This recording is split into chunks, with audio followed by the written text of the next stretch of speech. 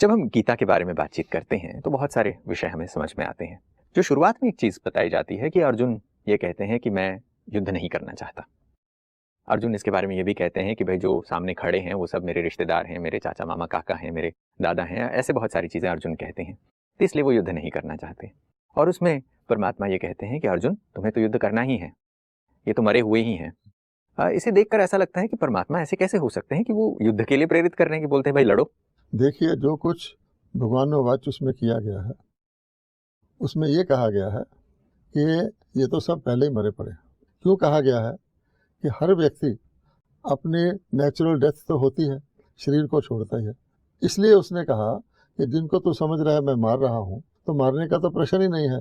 जब उनकी डेथ आती है तो शरीर छोड़ते ही हैं। तो इसलिए ना कोई किसी को मारता है, ना कोई मरता है, भगवान कहते हैं। उसका भाव ये भी है कि अगर तुम किसी के शरीर को ख़त्म भी कर दोगे, वो तो आत्मा है। तो भगवान ने 2nd चैप्टर में खास तौर पर ये बात कही है कि आत्मा तो मरती ही नहीं। तो इसलिए किसी के मारने और मरने का सवाल ही पैदा नहीं होता। तो तब भगवान उसको कहते हैं कि जिनको तू समझ रहा है कि मैंने इनको मारना है, इनको मारने का कोई प्रश्न ही नहीं है।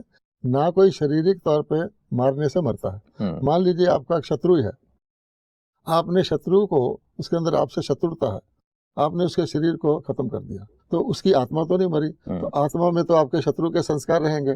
जब वो पुनर्जन्म लेगा, फिर शरीर लेगा, शत्रु का शत्रु रहेगा।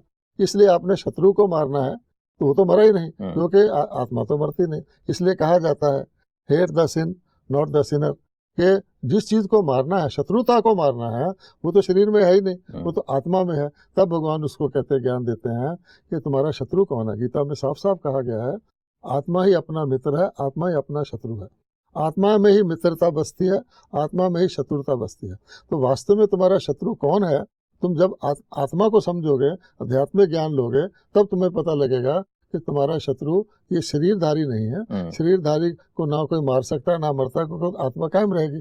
सारी गीता शुरू में ये बता देती है कि ये शारीरिक ज्ञान नहीं है। शारीरिक रीति से किसी को मित्र मानना, शत्रु मानना, दूसरे धर्म का मानना, मेरे धर्म का मानना, ये सारा कुछ शरीर के कारण ही है। जब तुम आत्मिक दृष्टि से देखोगे, तुम्हें पता लगेगा कि तुम्हारा शत्रु अज्ञान है, और वो भगवान दूर करता है।